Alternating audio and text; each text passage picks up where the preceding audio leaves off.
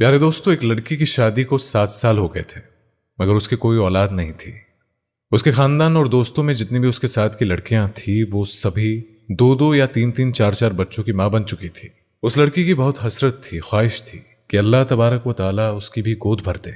लड़की किसी से कुछ नहीं कहती थी, लेकिन दिल ही दिल में अल्लाह तबारक व ताला से दुआएं मांगा करती थी कि या अल्लाह मुझे भी खुशियां दिखा दे।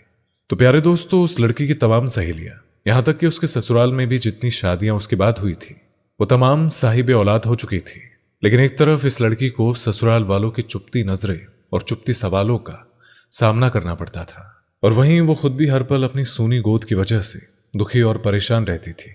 उसने हिम्मत करके अपना चेकअप भी करवाया, लेकिन ये चीज देखकर उसे और भी ज्यादा दुख और तकलीफ होती थी कि उसकी रिपोर्ट में भी डॉक्टरों ने तकरीबन नाउम्मीदी जाहिर कर दी है, जिसकी वजह से वो हर वक्त दुखी रहने लगी थी। लेकिन दिल में एक उम्मीद थी कि अगर अल्लाह चाहे तो कुछ भी हो सकता है। डॉक्टर्स की बात कभी हातमी नहीं हो सकती, क्योंकि वो सिर्फ अपना अंदाजा और अपने तजुर्बे की बुनियाद पर ही कुछ कह सकते हैं। लेकिन हकीकी फैसला तो अल्लाह तबारक व ताला के इख्तियार में है। लड़के का दिल अगर बहुत ज्यादा उदास होता था तो वो चुप कर अपने कमरे में जी भर के रो लेती थी, लेकिन कोई भी उसकी तकलीफ को नहीं समझ पा रहा था कि वो खुद औलाद न होने की वजह से कितनी तकलीफ और अजियत से गुजर रही है।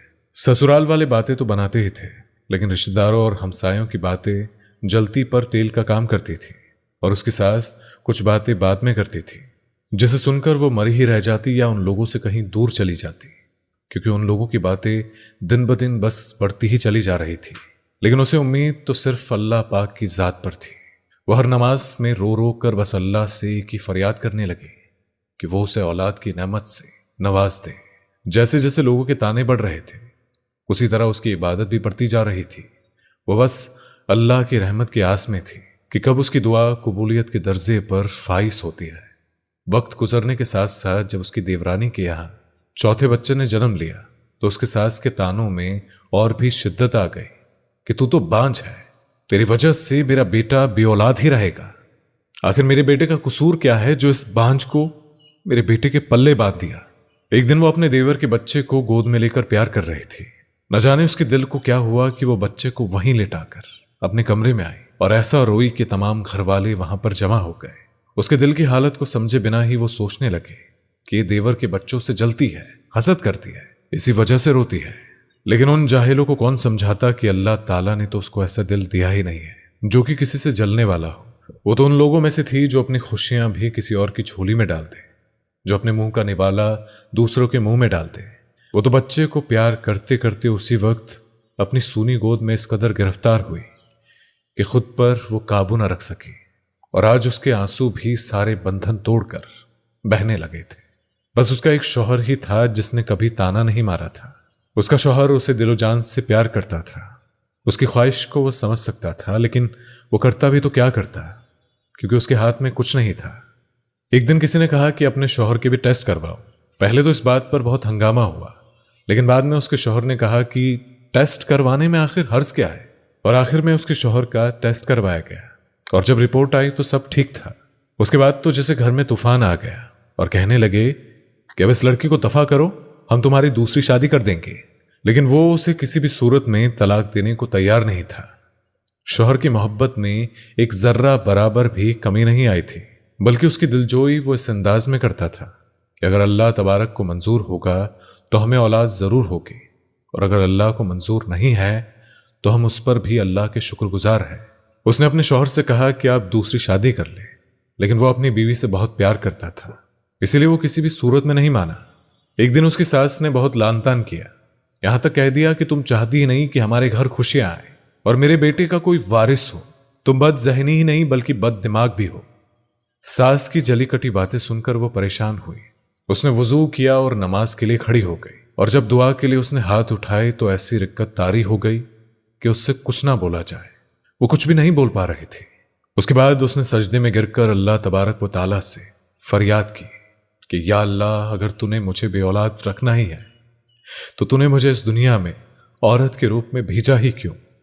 औरत तो पूरी औलाद से ही होती है। मेरे वजूद को तूने अधूरा क्यों रखा? सारी दुनिया के डॉक्टर चाहे जो मर्जी कहते हो, मुझे तो बस तेरा ही आसरा है। या अल्लाह, मेरे शौहर को अब और महरूमी से मत गुजार।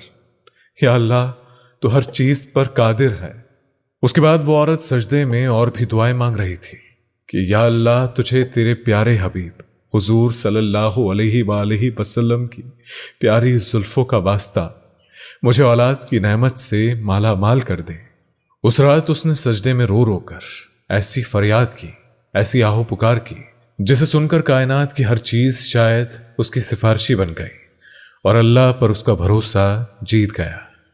और फिर चंद हफ्तों बाद कुछ ऐसा हुआ जिसकी किसी को भी कोई उम्मीद न थी। डॉक्टर बार बार हैरत से उसकी रिपोर्ट को देख रहे थे। उसके बाद उसको जिंदगी की नवील सुनाई गई कि वो मां बनने वाली है।